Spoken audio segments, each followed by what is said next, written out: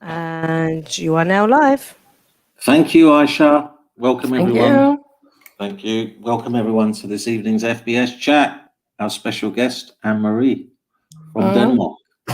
Yeah. Apparently, one of the countries where people feel the most happiest. Maybe Exactly. we might talk about that later. Yes, exactly. Yeah, and my wonderful co-host, Gil Green and Pamela King from the US. So welcome, guys. Thank you for joining us today. Thank you. And Anne-Marie, I always start with how you came across solution-focused brief therapy.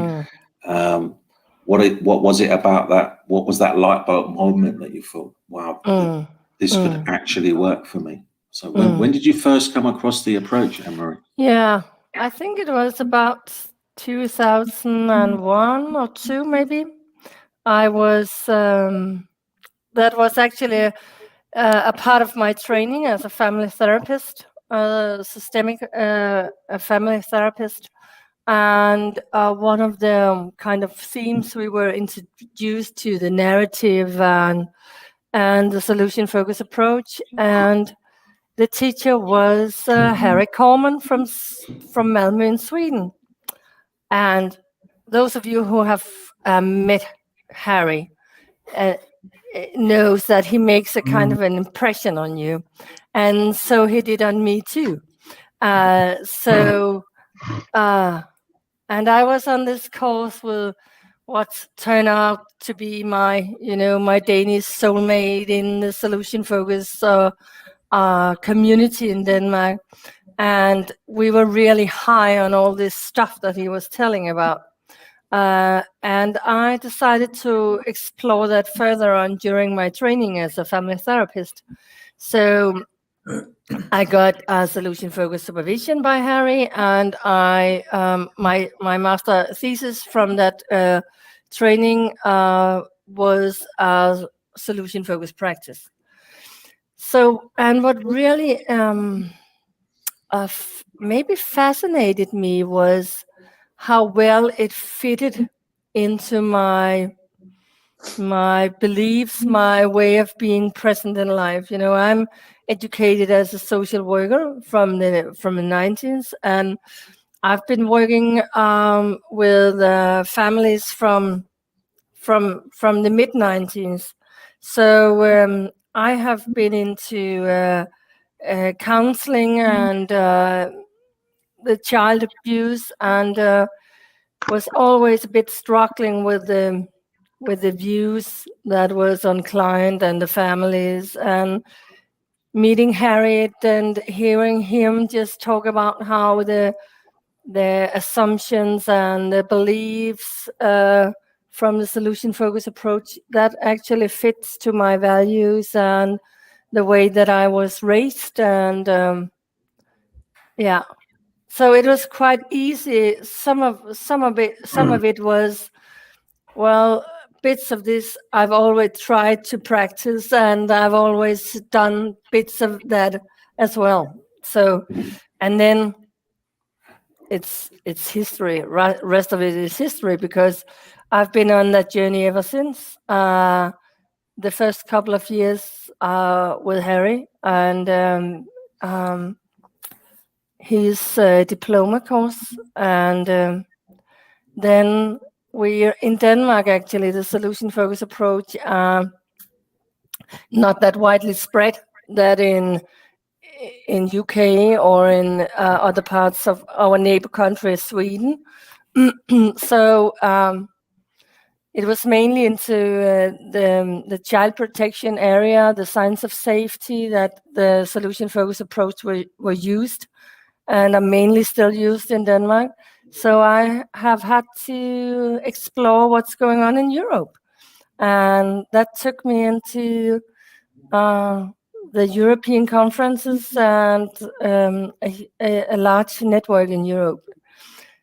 So most of my kind of exploring the solution-focused approach have been from outside Denmark. Yeah. Can I? You said earlier that you always kind of struggled with how things were before. How did the solution focused approach maybe, I don't know, maybe feel that it was less of a struggle? What difference did it make? Well, it was definitely the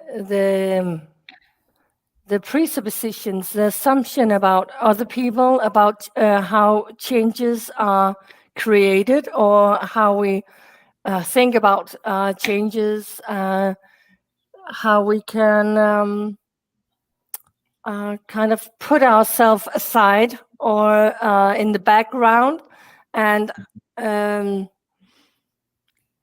maybe also the thing about I don't have to be expert, or what I'm actually today expert in, it's only in asking silly, strange questions, and or facilitating something, But being a new educated social workers, we are trained with the problem focus from the very start. So, and the expert position to stand in. So kind of taking all that aside, and I go with the assumptions that was based in the solution focused approach. That makes something very, very much easier. And not only my work became easier, but it was much more fun too. Yeah. Oh, wow. I suppose you noticed a difference. Well, I suppose your clients noticed a difference too. What do you suppose?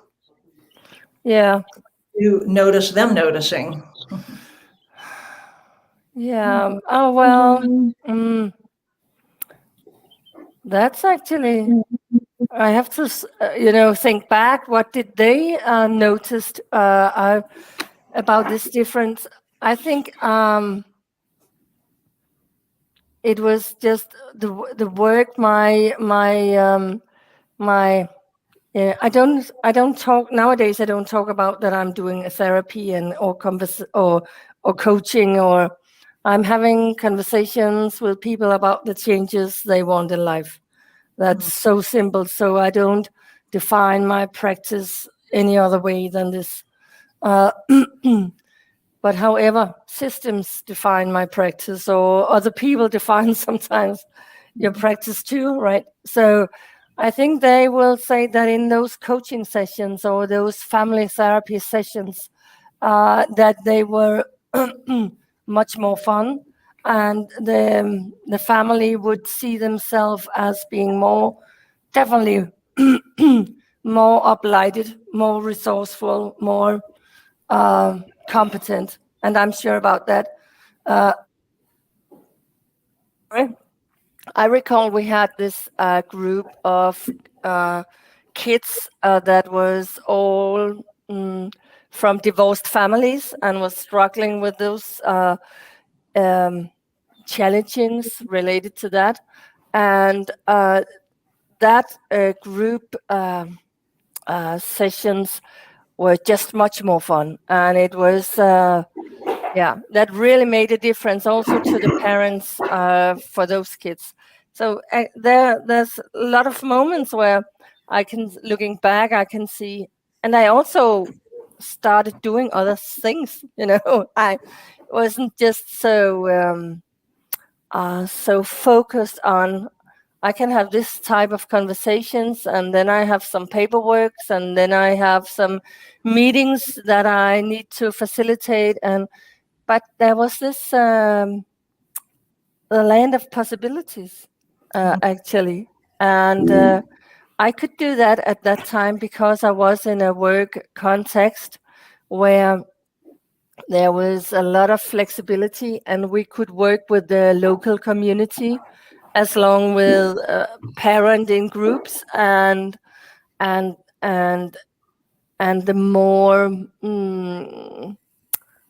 more what's it called?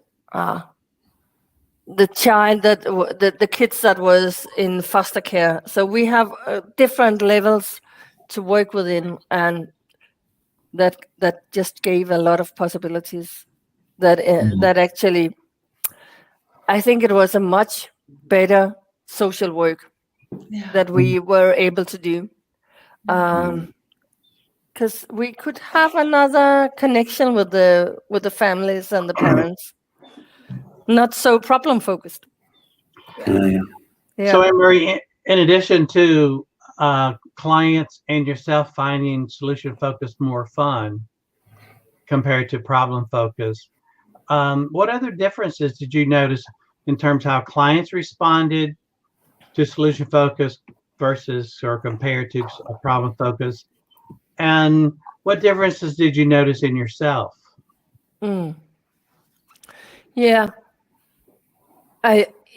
It was quite easy for me to notice the differences in myself, because it became more fun to go to work, and I decided this is the way that I want to work.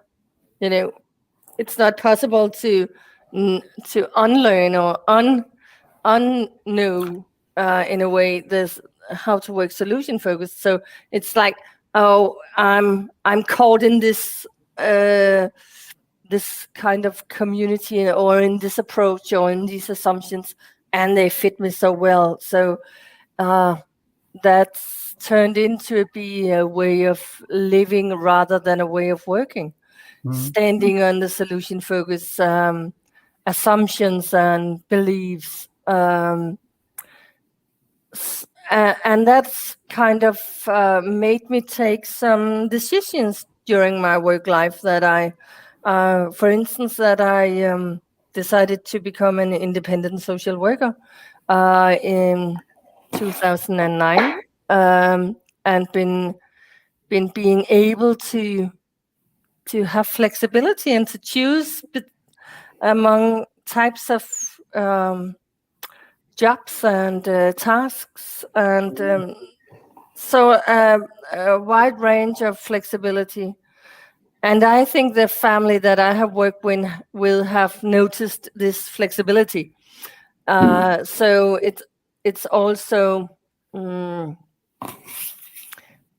have actually very few ideas about how to have a conversation, or how to host a meeting, or I go with the client, and so it also gives back, as we know, the responsibility and the ownership to the family that we're working with, or the clients that we're working with, or just I like to call them the citizens, because there are no like clients, there are no, maybe families, but a lot of people that I'm talking with are not in a family, but that doesn't necessarily make them a client. So I think this flexibility, this lightfulness, this co-constructive, collaborative atmosphere that we create together. And I'm having much more fun, and they are definitely having much more fun. And that's a wonderful thing.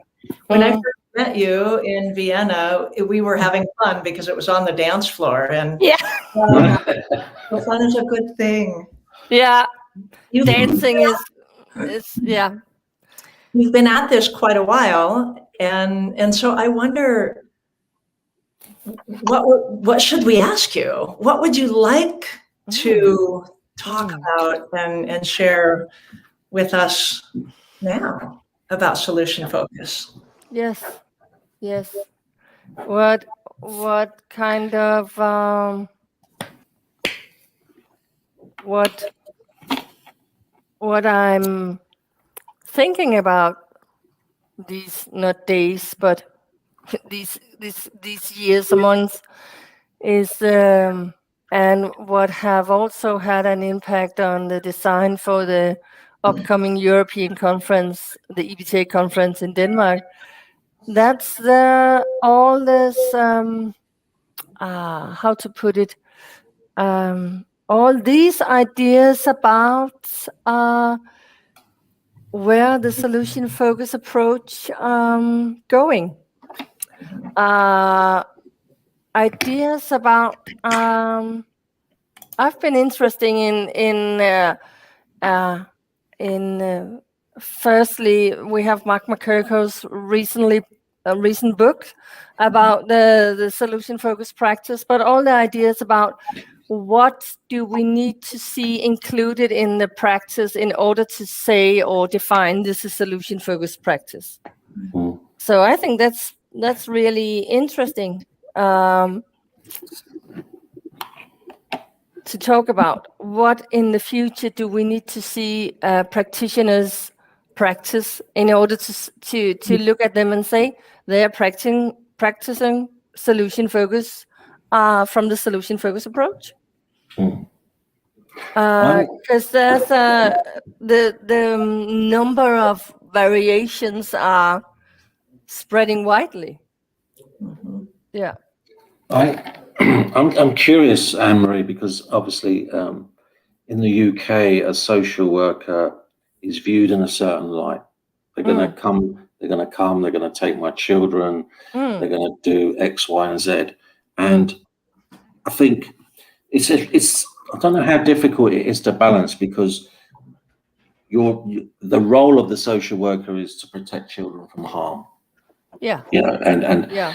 I think it's difficult for them to grasp that working collaboratively with parents may actually have some benefits.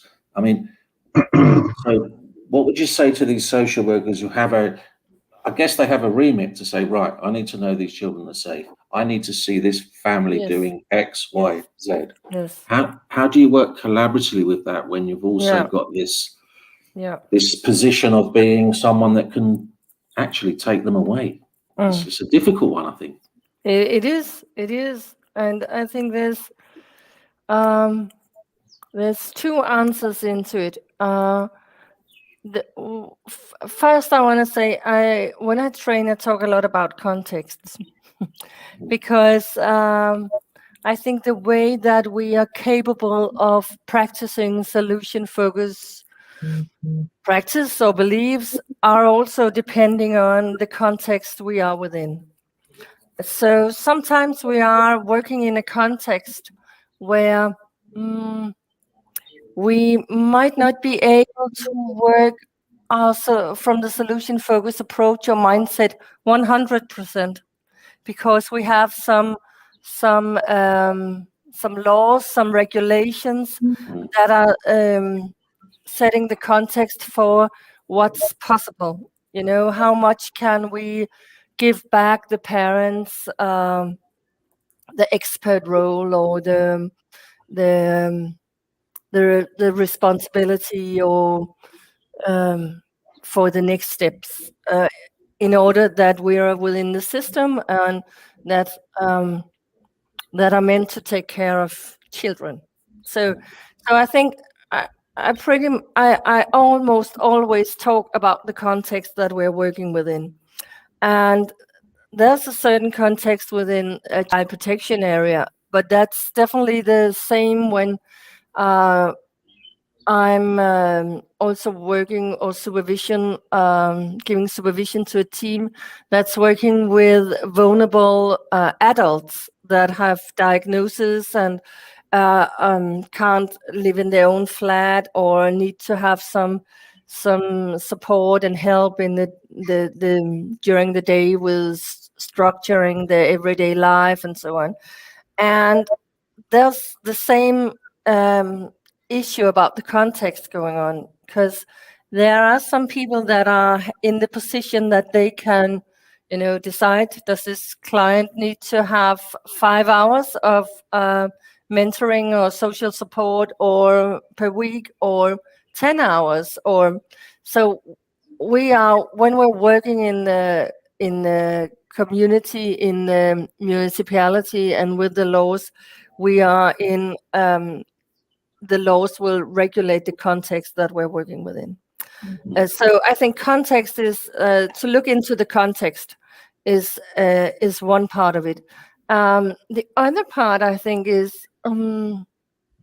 actually, I think you have to be very well trained in solution focused approach in order to work with some of the most complex families or clients or whatever we call them, because that's really, really hard work. And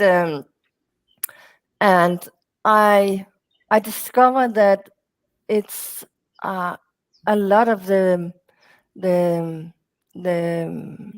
practitioners or the social workers that I'm supervising, they are just new into this area. They're just got their certification as a social worker, and they start working with the most complex field at all of the child protection area. And they are not very well trained in the solution focused approach. So I think they are being set in a position where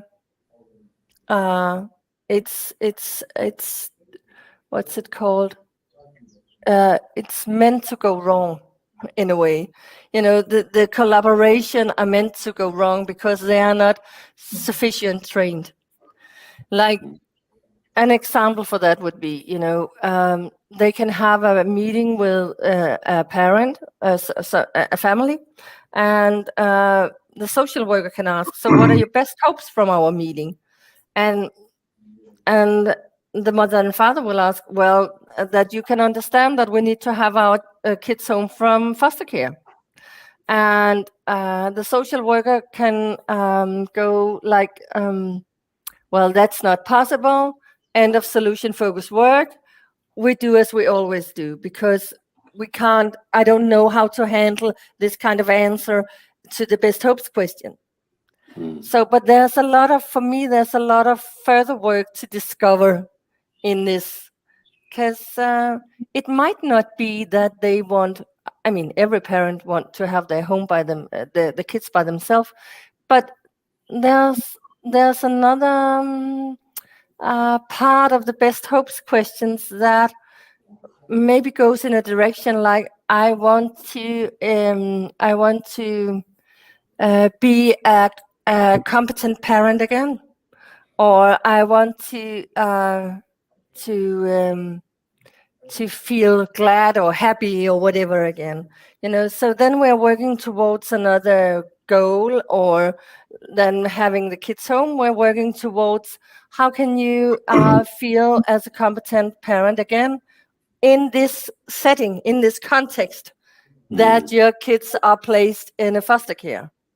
And so that actually gives some small ways, invitations, I like to call them, to have some other kinds of conversations. Fantastic. Does it make sense? It's really difficult to explain in English. No, you did it perfectly. Yeah. So I gather, Anne-Marie, from what you said, that social workers in their education in Denmark are not getting exposed to solution-focused approach? Well, I think maybe 3 or 4 hours during 3.5 years. So,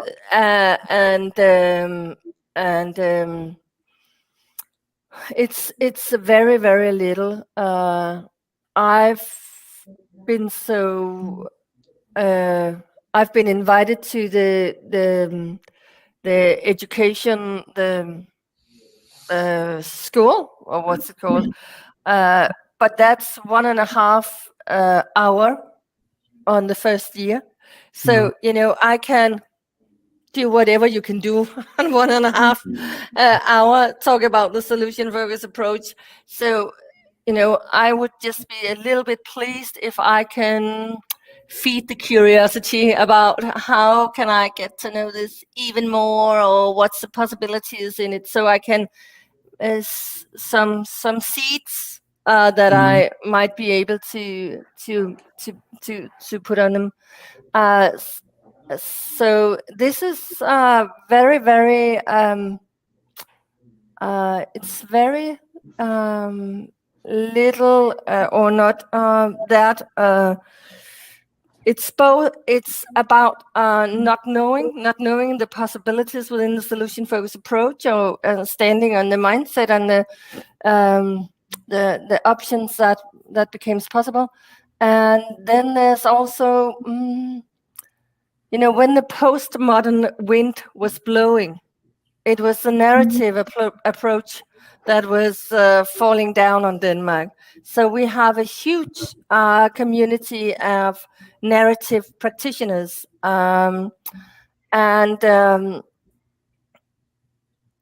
so it's beginning now to move into slightly schools and in the job center, and on the adults, the vulnerable adults with disabilities. But that's it. It's mainly been on the child protection area, and still there, I think it's mainly been using the science of safety, and I have seen this tendency to that if I'm just using the science of safety or the 3 slots, I'm doing solution focused work. And I just have to say, sorry for all of you that's using science of safety, but science of safety is a great way of working, but you need to know a bit about the solution focused approach in order to do it, because otherwise it's just a way of structuring a meeting, and then you don't do solution focused work. So you need to know the questions behind, or the mindsets, or the assumptions, to understand why are we putting things in 3 blocks about what's worrying or what's working or so on. And I think it's still a issue, and it's still in Denmark. I think it is the same in the UK, Anne-Marie. It's more of a tick box exercise. Did we cover this question? Yes. Yes. Go around the table to all the professionals, but then you don't actually look at it. No, it's just left. Yeah. And it's standing on the bookshelf along with some other techniques or method, and then what to choose today, and from that way of working, I think there's a long way actually to create both a welfare system or just some departments of our welfare systems that can say we work from a solution focused approach. And I haven't found any other way than trying to spreading the words in order to make people, it's all about training and training and training. And that's actually one of my kind of main issues, that when I do training, I want to make sure that when my training is done, I for sure know that the students are capable of doing solution focus and not just talking about solution focus. I don't actually care if they can recitate an author or from a book or whatever. I want to see it be done in practice between the noses and in the people. So they have to bring a lot of film when they're trained by me. Yeah. Good for you. So there is a community of solution focused practitioners in Denmark. Yeah, there is, and it is getting bigger and bigger. We have a group of Danish network of solution focused practitioner on Facebook, but we are less than 300. I mean, so it's not that many that are working or that are interesting in, or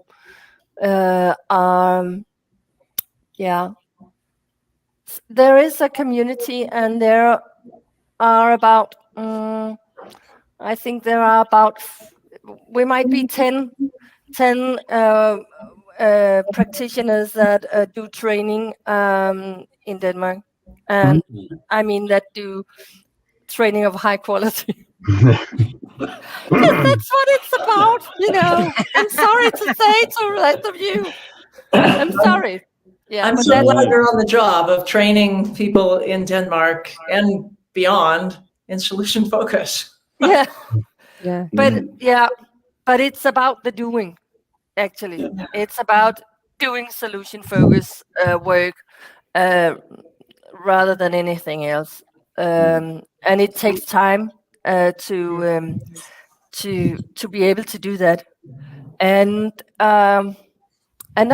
I guess there's a lot of there might be some trainers that are also, I'm trying to train solution focus in a solution focused way. Mhm. And that's always another distinction than, you know, to act like the expert in solution focus and to tell people what to do. So it's also complicating the training than when you do it in a collaborative way. But that brings that's us more fun. That brings us on to Rob Black's question. Rob is there. Hi, Rob. Rob is here. Yeah. What has been your most inspired presentation that you have done to date? The most inspired presentation that I have done. No pressure. No. I have to understand this correctly, that I have been inspired by, or that I've did that inspired others, or that you have presented that you're most proud of and maybe inspired others. Mhm. Oh yes, You're actually the happiest with, you're most satisfied with it. Yeah, actually, well, it was I was in the UK conference in Swansea, and that's, I don't know, 4 years ago. But that was I was really proud of that, because I did a 1-hour presentation in English for, and that's not I'm not that comfortable in talking English, and that was really a challenge for me to do. But I was determined that I would present both. I had this ideas and model of how to work with solution focused mentoring, and the way that I was doing that at that time. And I was proud of having put together a model that I could present that actually showed my beliefs that I have many ways of working. I have only one way of thinking. So I do my practice in many ways, and actually the way that fits to the context or to the client or to the what we can create a meaning about. So presenting that was really a huge step for me. I think that was one of the, I've presented at an EBTA conference, but not alone. So maybe actually it was the first international conference I did on my own. And that was a huge step. Yeah. Yeah. That was. Oh. Yeah. Swansea in Wales. Wow. Yeah. So, Anne-Marie, when you're a more solution-focused social worker, whatever, when you're at meetings, what difference did you find when you're supporting the family in some of these meetings, which can be really, really scary? Being solution-focused, how did that make a difference to the family, do you think? Because we've spoke about signs of safety, and I agree with, everyone gives a number, and it's not really looked into properly. No one really says, oh, so what would tell you they'd gone up 1 point? It kind of just ends there almost. How is being a solution-focused social worker when you present or you're supporting families in meetings? Does it make a difference? Yes, it definitely does. I mean, nowadays I'm not working with families in that context of being the social worker. So tracing back, I'm mainly I supervise a lot of social workers though that are in that position, and when we talk about the solution focus approach, they actually discover how much easier their work become. Yes, how they can actually tell about the shift in from being less stressed to being more relaxed, to discovering personal ways of coping with this complex work life, and this shift happens when they give back, or they kind of not give back full, but give back some responsibility and ownership to the families. And that are actually in small steps, like co-construction the agenda for a meeting, like for the parents to be invited into this co-constructing process of an agenda, and that gives ownership for the changes that we want to see in the family. And I believe when we give back ownership, or when you own the change that you want to see happen, you're more motivated for doing the next steps. And it also lower the level of conflicts when you're being invited, when you are talked to and looked at as you are. This is a cooperative process. I have a voice too, and yeah. So I think it makes a huge difference. And I've also recently reread some of the results from Tenerife, from Tony Medina and Mark Meyerberg, about the huge research project that they have done in Tenerife. And they talk about some of these changes in beliefs and in coping with the work life for the social workers, but also the ideas about the families and the clients, how they shift when being trained from a solution focused approach. So, I mean, there's no good reason for not training social workers in the solution focused approach. At least I can't find them. No.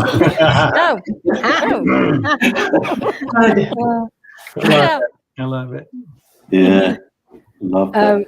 Can I just quickly ask a question that Hasten Moon, and when Hasten asks us to ask a question, we do, because it's Hasten. We know our place, Hasten. Yes, I love Hasten too. She says, I have a question, please. And I could just imagine her saying this. Anne-Marie, she would love to hear about your thoughts on SF practice with teens or young adults done over a chat or text. Yes. So she obviously knows something that we don't know about. No, yes. And that's something that I'm proud about too, because I did some research for my master thesis about how to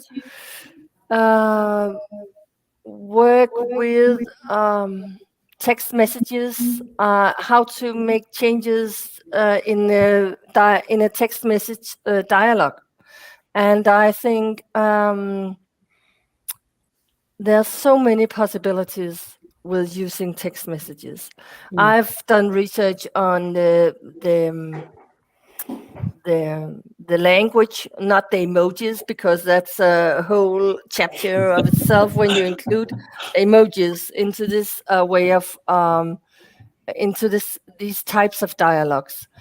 But actually, I think when Hasun is asking this kind of question, that I actually could easily adapt the dialogue quadrant to this text dialogues as well.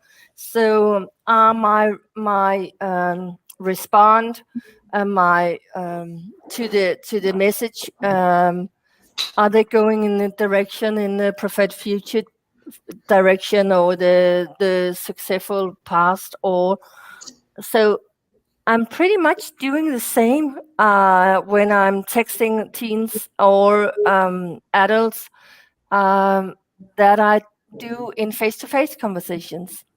I'm listening with my constructive ear. No, I'm using my constructive eye to read the message. So I'm looking for kind of exceptions, for invitations, for words that are going in a direction of the preferred futures. And then I'm pinpointing the words and building my next response or questions on the chat or on the text message, but based on the message from the teens. So it brings the possibilities that we have some other kind of conversations, more reflective conversations, where I invite the teen to kind of reflect upon the situation, or it could be how did you manage that, or how did you cope with that, or is it the way that you want? And if it's not the way that you want, what do you want instead? All of those dialogues you can have in a text message dialogue as well. And that's why I find it so easy, because text messages we can do all the time. I discovered I was receiving those long text messages from adults that was I was working with from the job center, diagnosed adults that was in schizophrenia, or with bipolar, or all kind of diagnosis. And they were sending text messages to me, because that was a part of the deal. You can do that any hour of the day, or day and night. Of course, I don't respond at the night. I do sleep at night, but you're welcome to text me, because I can put my phone on silent. So of course you can text me. And I discovered these long messages that I was receiving that maybe had took the client 2 hours to put together and create about. They were feeling anxiety, or they were not being able to sleep, or they have this thoughts that they couldn't cope with, or whatever. So I want to qualify my responses to them. So that was the background of doing that research. I want to qualify the respond, and instead of not going like, oh, let's talk about it when we meet on Wednesday, I want to give them a decent response, and a response that was related to the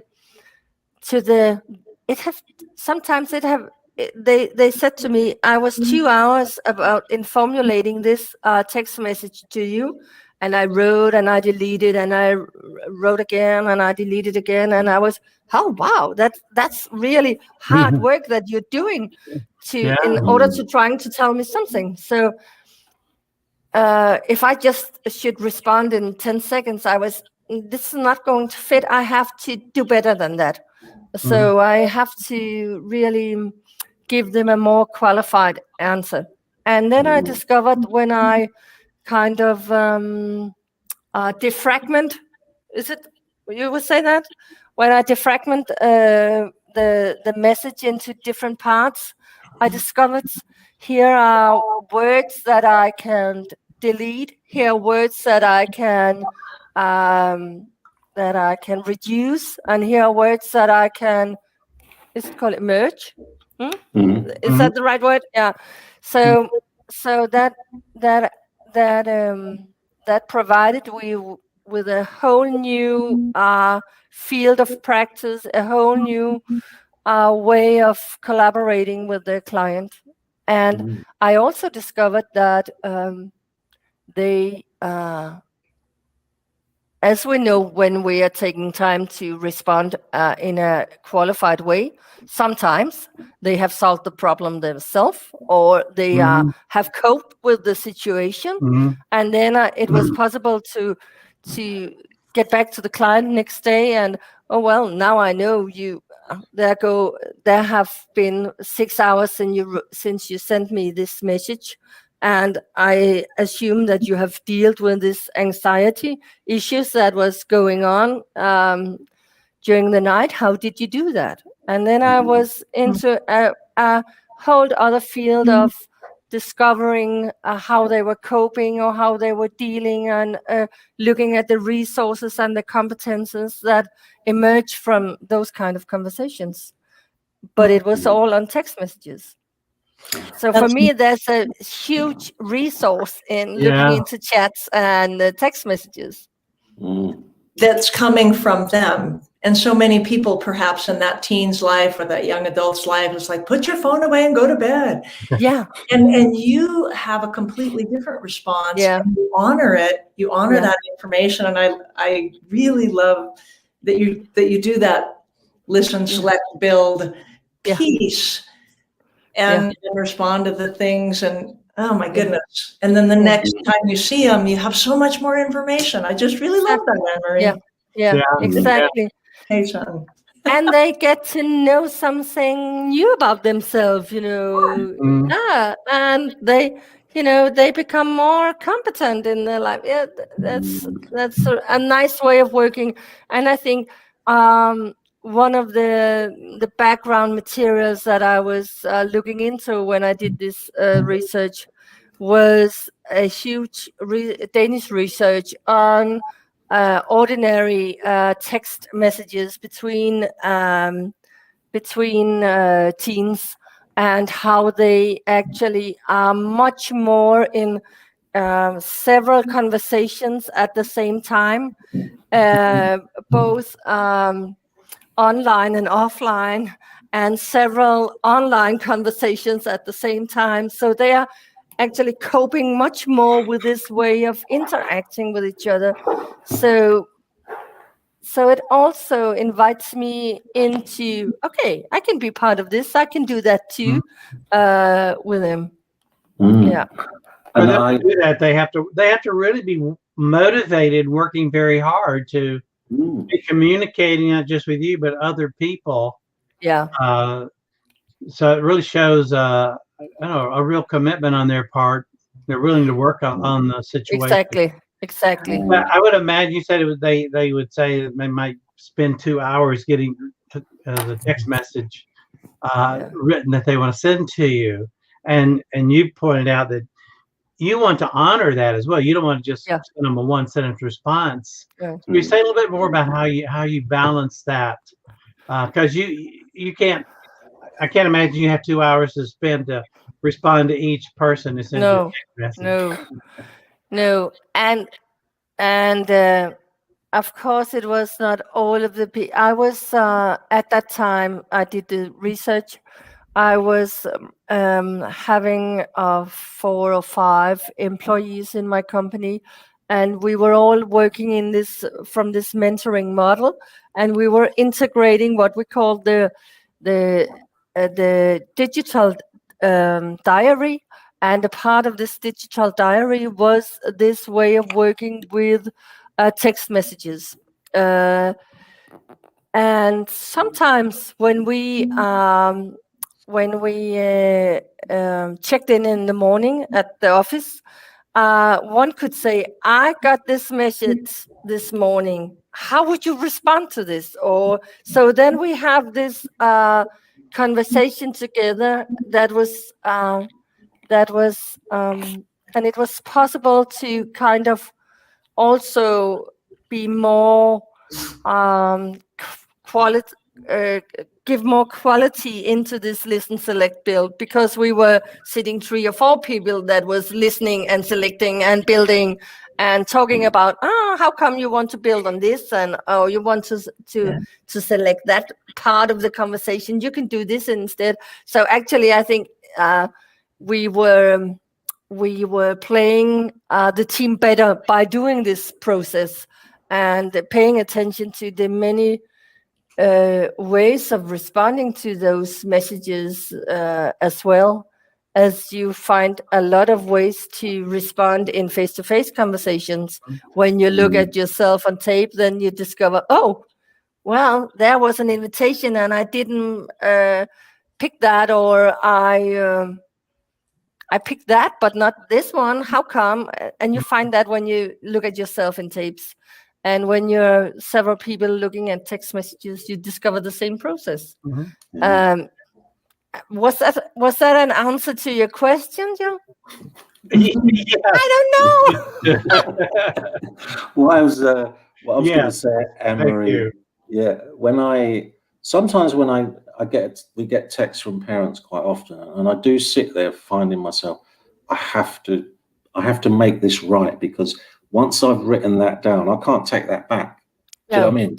It's in text. And sometimes when I text Aisha, for example, or whoever, and I look at it, when I look back at it, I think, God, that come across really rude.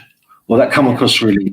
So, I get what you're saying, is that it does take, it does take a while, because that written word, and it's a nice memory for the young person to see that progress, I guess. Yeah.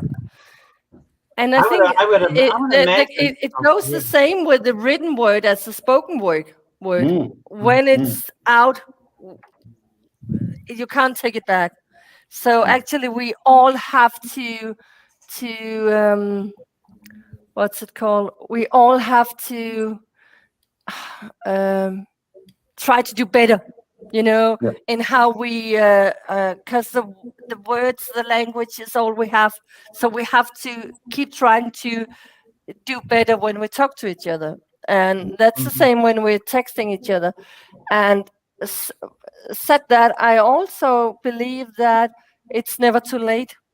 It's never too late to get back to people and say, I'm sorry, I was too pushy. I was...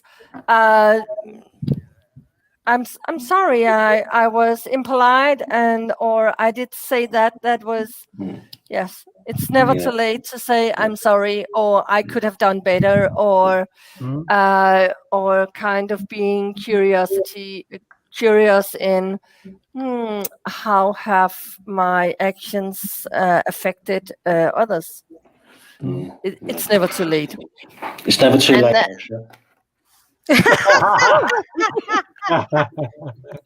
And that's another FBS chat. Yes.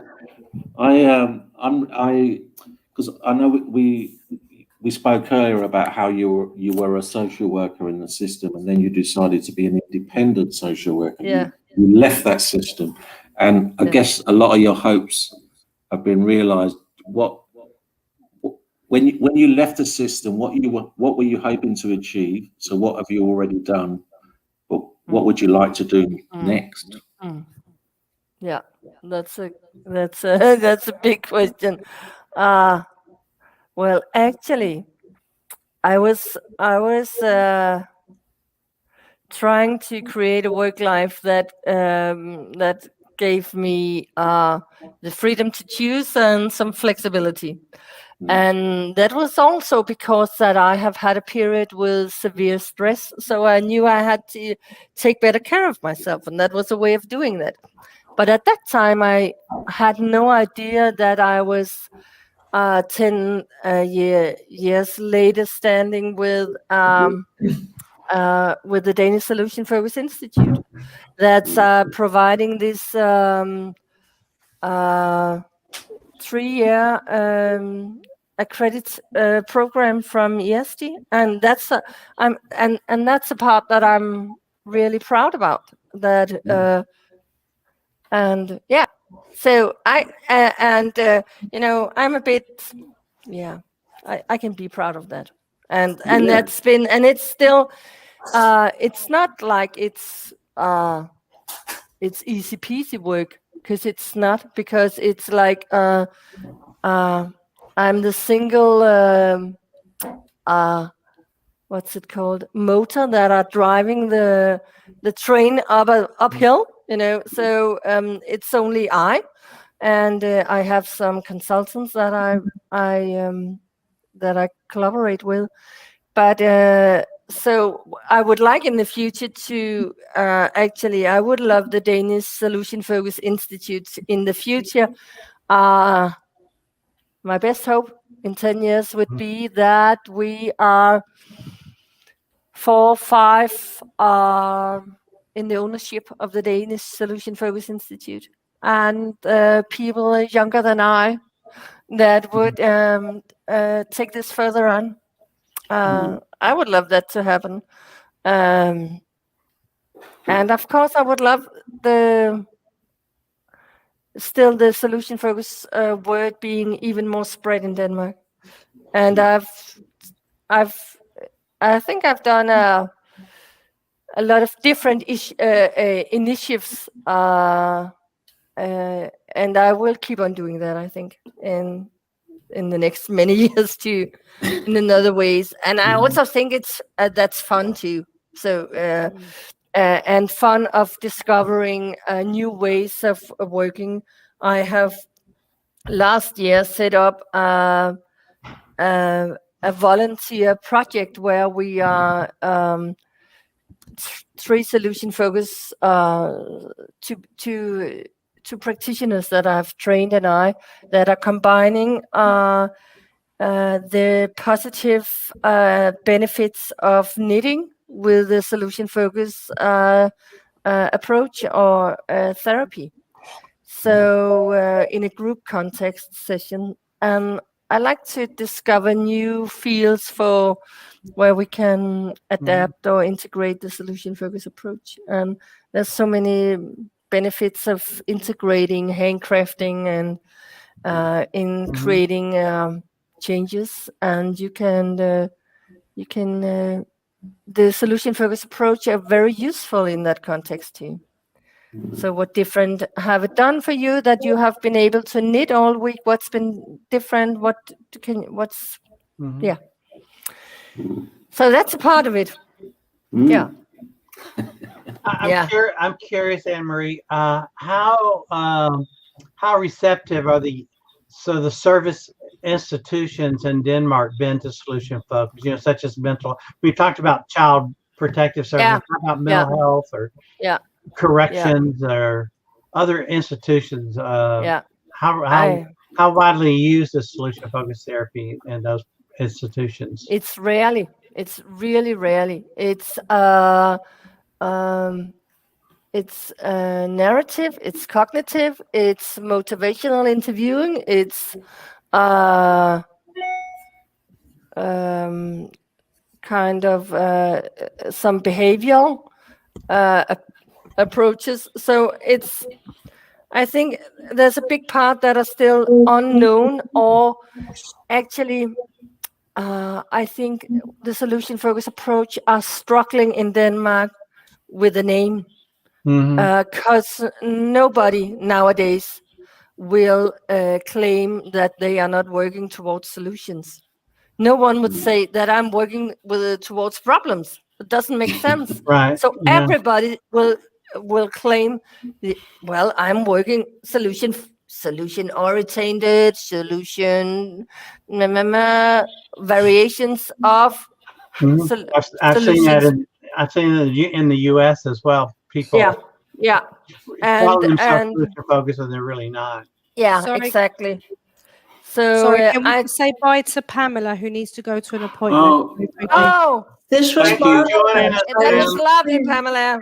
I hope to see you. Here with you. Love you. Love you, Pamela. It's days for us. Yeah. Bye. That was nice. Bye. Bye. Yeah, but just to add a few words to what you were asking, Jill, I'm beginning to talk a bit different about the solution focus approach. that it's more future oriented, client centered. So, so I add these other things when I say the solution focused approach, and that's the one, that is future oriented, client centered. It's not the one that when you made your analysis and you come with an action plan and towards the solution, that's not the kind of solution work that I do. Mhm. But I need to keep on doing those kind of explanations.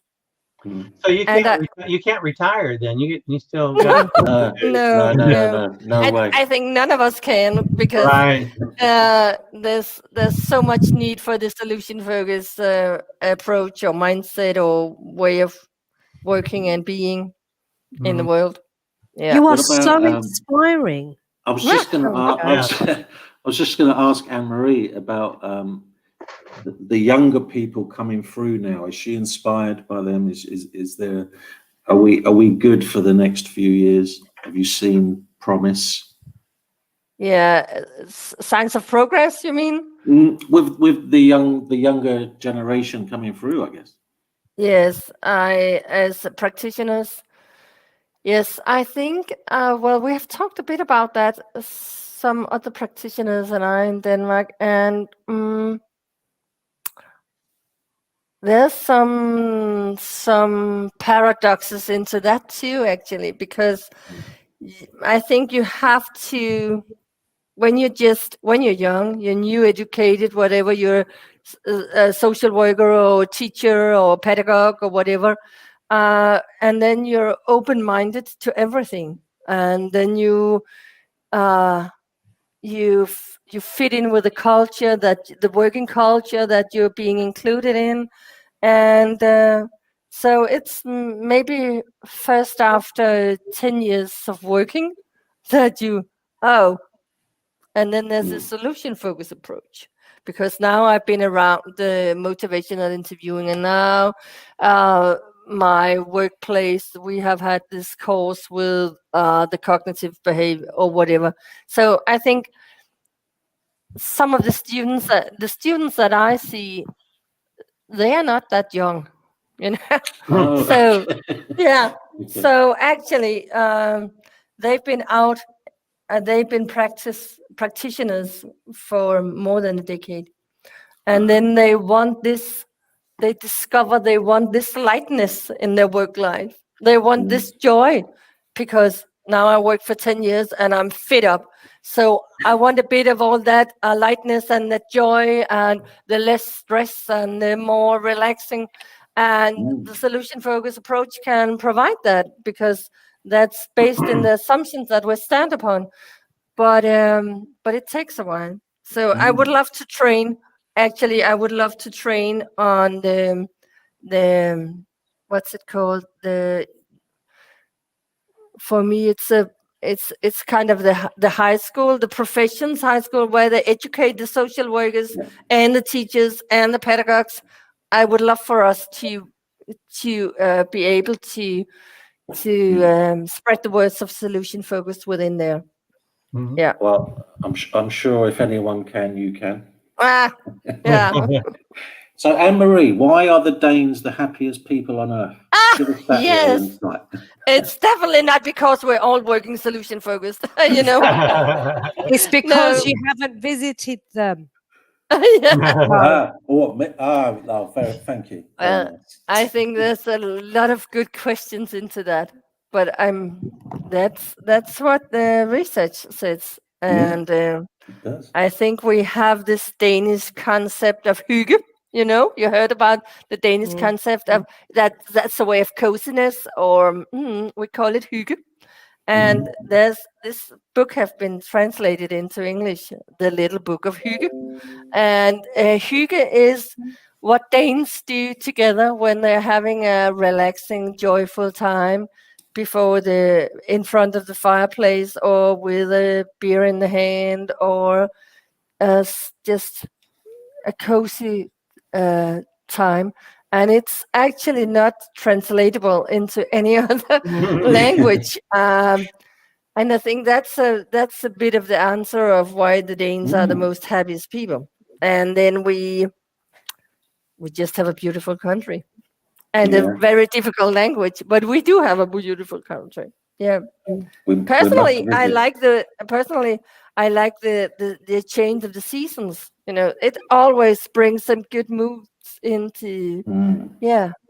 There's several times of year I can explore hope for the new season. Now it's light, and I hope for the sun and the warm, and I love Christmas too. So I hope for a cold winter and some snow and definitely with you there. Definitely, yeah. And sitting around the fireplace drinking beer doesn't sound too bad either. Or wine, yeah. And we take Gil, both red wine and white wine. Doesn't matter. We're not going to be too fussy, Anne-Marie. No. Any last questions, Gil? No. I see that we're running out of time. So in terms of being co-hosting this, it's been a great meeting you, Anne-Marie, and it's been easy because you've been, we just ask a question and you just really go with it, and so it's been a lot of fun and very informative. Appreciate it, and I have a lot of admiration for your commitment and your enthusiasm. Oh, thank you. It's been nice meeting Jill, and your questions. Yeah, I had to kind of think a bit about them, and that's nice too, because it's not that common that you get a chance to reflect on your own kind of tracking back on the solution focused memory lane, and that's been very nice. And although I know the questions about, so what would you see different with them when you do this and that? But I've never thought about what did my family see different when I did something different. I was going to ask you that question earlier. Oh, yeah, so easy now, Gil. Yeah, don't give us all that. So when you switch from problem focus to solution focus, what did your family and friends, coworkers notice different about you? It's been. This hour has just gone so quickly, Emily. Like this, yes. Yeah. Thank you so much. And like Gil said, it was like we could ask a question and just listen with awe because you just went with it, and that made it for me so enjoyable and learned a lot. So, but I'm so grateful for your patience with my sometimes a lack of words, but that's really a nice challenge for me. On a scale of 0 to 10, you were 9.99. That's why I love hanging out with solution focused folks. That's the best thing ever. I feel very inspired. Sorry, Gil. Oh, well, I just had one question. That you talked about earlier, presenting at Swansea your model about mentoring, and is there any place where we can have access to that presentation or something else along those lines? That's in English. On academia, I have some articles. So you can find them there. I think it's called How to Work as a Solution Focused Mentor. And in different contexts as well. Yes. Thank you. Yeah, and there's also some articles. One article based upon my research with the text messages as well. So on academia. Yeah, I'll check there. Thank you, Gil. When you find it, you can forward it to me. I will. I will do that. Keep it simple. Keep it simple. I tell you what, I can't actually not ever speak to Gil. He's just one of those. His family. Gil, you just send it over to me. Love you, Gil. Sure. Send it over to me. Yeah. We've never actually met, but he's part of family-based solutions, and he just he means the world to us. Oh, that's nice. Yeah, he's gorgeous. Oh, Gil, you're making me all That's emotional. Oh. Yeah. Oh. But yeah. Anne-Marie, I loved you from the first time we started Oh, messaging each other. So sweet. I will be writing a blog. Yes. It's still on my that's great. mind. Yes. It's still on my mind. Yes. Every week it's on my calendar. Yeah. But dealing with social hurry. workers, Anne-Marie, is not easy. No, Takes up a lot of our time. But Yeah. you are so inspirational, and we will be contacting you to hopefully deliver some training for us. I would love to do that. I hope to see some of you. I still am optimistic about the EBTA conference in Denmark in September, and so I would love to meet you there. And and if that's not possible, we have a world conference coming up in 2022 in Frankfurt. So maybe all be able to join in there. Yeah, well, keep us posted. I have been keeping an eye up to his website. So hopefully something happens. But yeah, thank you so much. Thank you for inviting me, and thank you for spending a lovely hour together with you. It's been so much fun and so great. Yeah, thank you. Thank you. If I could just ask you, lovely people, to just wait there while we say goodbye, just so we can say bye-bye after we end the live show. Everybody else, Saturday evening, we have a fundraiser, 7 p.m. Please tune in on Facebook, where you will be seeing Joe and Jason and Matt and my husband Kaya screaming. They will be having their legs waxed. And our next FBS chat. No, that will be on Facebook. That will be on Facebook. You will post that on Facebook. Anybody that can donate towards the charity, we would much appreciate it. £1, $1, €1 goes a long way when you are a charity. 1 Danish krone. 1 Danish krone. Thank you so much. We will accept anything. Thursday the 17th, we have at 1 p.m. BST, we have a chat with the lovely Debbie Hogan. So it's at a different time, but that's because of the time difference. So we hope to see you guys there. But for now, everybody, goodbye. Goodbye. Bye. It was nice.